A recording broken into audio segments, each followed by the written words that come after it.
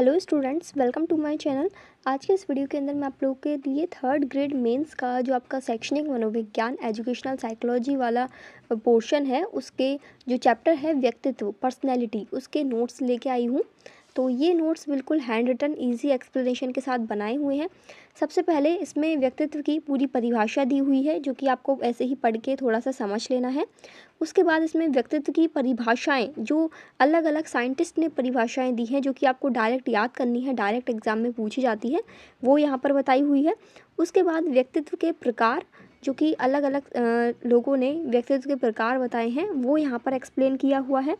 यदि आप यही टॉपिक बुक में देखोगे तो बहुत कुछ बड़ा चढ़ाकर एक्स्ट्रा में चीज़ें दी हुई है। जितना आपको थर्ड ग्रेड मेंस के लिए पढ़ने की ज़रूरत है, उस हिसाब से शॉर्ट नोट्स बना के मैं आप लोगों के लिए इस चैनल पे शेयर कर रही हूँ, ठीक है।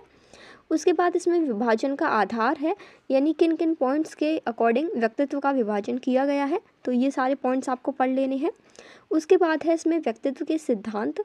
तो व्यक्तित्व के बारे में अलग अलग सिद्धांत दिए हुए हैं, जिसमें पहला है मनोविश्लेषणवाद सिद्धांत, जिसके प्रतिपादक है फ्राइड।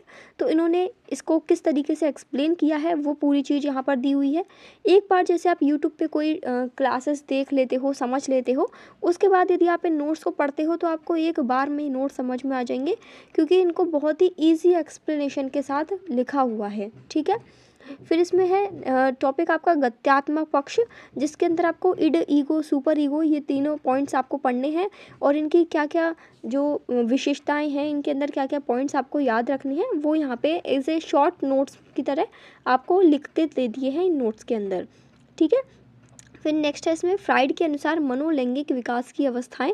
तो फ्राइड ने 5 जो अवस्थाएं दी हैं, उन पांचों अवस्थाओं की क्या क्या विशेषताएं हैं, क्या क्या बातें हैं जो कि आपको याद रखनी है, उनको शॉर्ट में ही यहाँ पर समझा दिया है, ठीक है। देन उसके बाद आपका इसमें टॉपिक दिया हुआ है शील गुण सिद्धांत। शील गुण सिद्धांत की कौन कौन सी बातें हैं, वो सभी इनमें शॉर्ट रूप में डाल दी गई है, ठीक है। फिर शील गुण के कितने प्रकार हैं, तो वो सारी चीज़ें इसमें समझाई गई हैं, जैसे सामान्य शील गुण, विशिष्ट शील गुण। फिर विशिष्ट शील गुण के अंदर भी कुछ अलग अलग 3 पॉइंट्स हैं, उनके अंदर सब पॉइंट्स हैं जो कि इसमें दिए हुए हैं। उसके बाद है आपका कैटल का शील गुण सिद्धांत, ठीक है। देन इसके बाद है इसमें एरिक्सन का मनोसामाजिक विकास का सिद्धांत। तो एरिक्सन ने जो थ्योरी दी है वो पूरी यहाँ पर लिखी हुई है। अब आपको जो एरिक्सन की 8 अवस्थाएं हैं, इन 8 अवस्थाओं के जो डायरेक्ट नाम है और किस वर्ष के अंदर ये अवस्था, कौन सी अवस्था किस वर्ष के अंदर रहती है, वो आपको याद रखना है। फिर एक एक अवस्था को यहाँ पर शॉर्ट में ऐसे समझा दिया है, जितना आपको याद रखने की ज़रूरत है उतना। बुक में देखो बहुत सारी चीज़ें इतनी अच्छे से समझाई हुई होती है, क्योंकि इसमें थ्योरी बहुत ज़्यादा लिखी हुई रहती है, लेकिन वो थ्योरी समझने के लिए तो ठीक है, बट लास्ट टाइम पे रिवीजन करने के लिए तो हमें शॉर्ट नोट्स ही चाहिए ना। एक बार में मतलब पूरा चैप्टर रिवाइज हो जाए, इस तरीके से शॉर्ट नोट्स। तो वो नोट्स मैं आपको इस तरीके से वीडियो के माध्यम से प्रोवाइड करा रही हूँ। आप चाहे तो यहाँ से ऐसे के ऐसे खुद से भी नोट्स बना सकते हैं, या फिर आप स्क्रीनशॉट ले सकते हैं।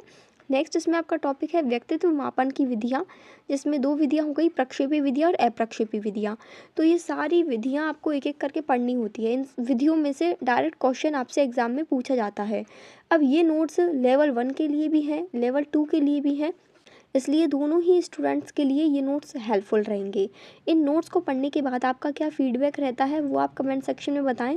बाकी जो आपका शैक्षणिक मनोविज्ञान के जितने भी अदर चैप्टर्स हैं, उनके नोट्स लेने के लिए आप चैनल को सब्सक्राइब कर लें, ताकि मैं आपको वीडियो के माध्यम से जितने भी आपके topics read third grade mains के सिलेबस में दिए हुए हैं, उन सभी के नोट्स आपको प्रोवाइड करा सकूँ, ठीक है। एक एक विधि को यहाँ पर डिटेल में समझाया हुआ है, तो यहाँ से आप पढ़ लीजिएगा, ठीक है। इसके अलावा आप चैनल को सब्सक्राइब करें, ताकि बाकी के नोट्स आप ले सकें, और टेलीग्राम चैनल ज्वाइन कर लें, ताकि थर्ड ग्रेड मेंस एग्ज़ाम से रिलेटेड यदि कोई भी अपडेट आती है तो वो आप तक पहुंच जाए टेलीग्राम के माध्यम से। फिर नेक्स्ट इसमें टॉपिक है व्यक्तित्व को प्रभावित करने वाले कारक। तो व्यक्तित्व को कौन कौन से फैक्टर्स अफेक्ट करते हैं, वो पॉइंट्स यहाँ पर बताए हुए हैं। वंशानुक्रम, जैविक कारकों का प्रभाव, शारीरिक रचना का प्रभाव, मानसिक योग्यताओं का प्रभाव, और 5वां है इसमें भौतिक वातावरण का प्रभाव, और लास्ट है सामाजिक वातावरण, ठीक है। तो ये हो गया आपका पूरा कंप्लीट व्यक्तित्व वाले चैप्टर के notes. I hope you like this video. Thank you for watching this video. Please like, share and subscribe this channel for getting more videos related to third grade mains exam notes.